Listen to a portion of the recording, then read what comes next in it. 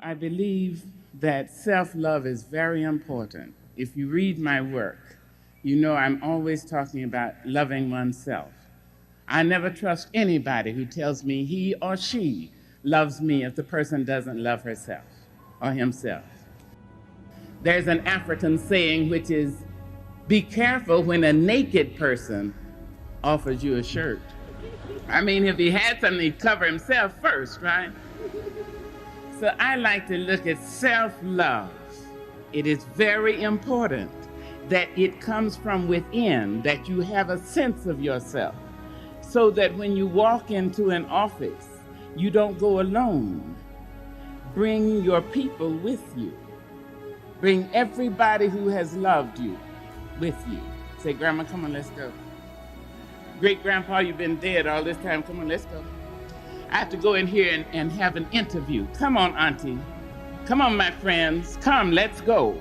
And when you walk in, people don't know what it is about you. They can't take their eyes off you. You may not be cute in the given sense. You may not be fashion model size in that particular sense. You may not be any of those things, but they can't take their eyes off you. And they say of you, in this incredible way, which I don't understand, they say, I don't know, but she has charisma. No, what you have is all those people around you. So think of that. Anytime you have anything to do, bring everybody with you that you can remember who has loved you. And then you have that sense of having been paid for. And when you walk in, people will say, now, I think you're overqualified. Yes, you will have that, but you'd have that anyway. I'm sorry to say. So let us look at self-love. I don't know when I know enough. I know a lot, and I'm grateful for that.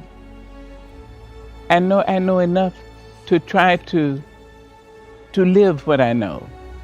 Mm-hmm. Now that's a lot. Well, that's a lot. But I still don't have it all. What do you think that you, Maya Angelou, everybody who quotes you, and I quote you, and then they quote me to you and all, what do you think is the best piece of advice you've given? Well, I'm thinking that the best advice I've ever given, I hope, was that which I gave to my son when he was growing up. He said, I don't have any friends. How can I get some friends? And although I was very young, I told him two things. I told him, in order to get a friend, you have to be a friend. Be ready to be a friend. And also I told him, there's a place in you that you must keep inviolate. You must keep it pristine, clean, so that nobody has the right to curse you or treat you badly. Nobody, no mother, father, no wife, no husband, nobody.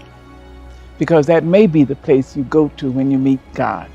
You have to have a place that you say, stop it, back up. Not you here must you want. Not, no. No. Absolutely. And that's one I told you 25 years ago. Yes. Say no when it's no. Yeah. Say so. Back it up.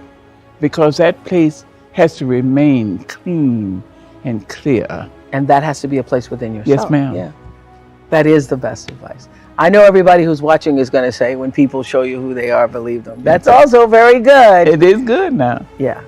But nothing tops having the place inside yourself. That's right. That nobody else Nobody has has a right to invade. No. Yes. And when the person comes with rude language to you or invasive language to you, you have to be able to say, back up.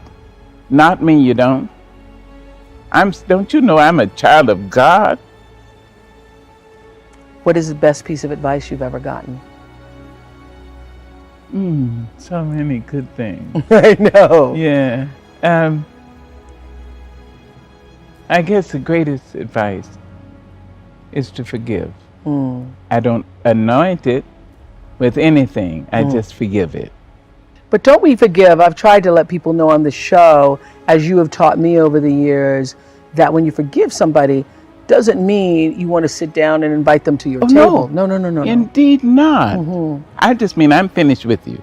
I'm done. You go away. Yes. Yes, you go away. Now, I don't say go away and harm somebody else, but I do have to protect myself. I look like a ninny if I ask somebody else to protect me, and I'm not willing to protect myself. Einstein said no genius has ever used more than 18% of the brain. But today's geophysicists say no genius has ever used more than 10% of the brain. The majority of us mumble and get around with 5, 6, 7%.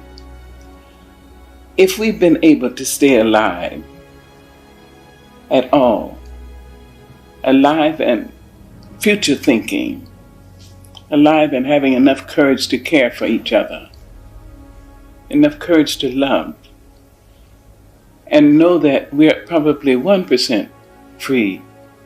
I mean, 1% of 60 million free of complaints. Imagine, who would we be? Who would we be if we were 1% of 600 million, 6 billion? What would happen? I tell you one thing, I think war would be laughed out of the room. I think the very word, if somebody said war, another person would say, you mean, am I supposed to kill somebody because he doesn't agree with me? I don't think so. Just imagine. People would speak kinder, more kindly to each other. Courtesy would be invited back into the living room, into the bedroom, into the children's room, into the kitchen. If 1% of our world was complaint-free, we would care more about the children and realize that every child is our child. The black one and the white one, the pretty one, the plain one, the Asian and the Muslim, the Japanese and the Jewish, everyone is our child.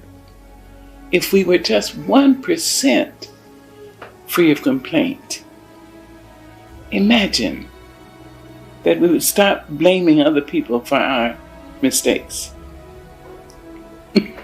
and hating them because they caused the mistake in our minds.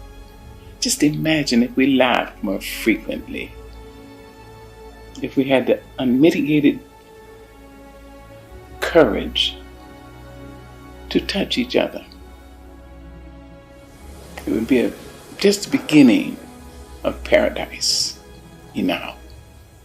Thank you.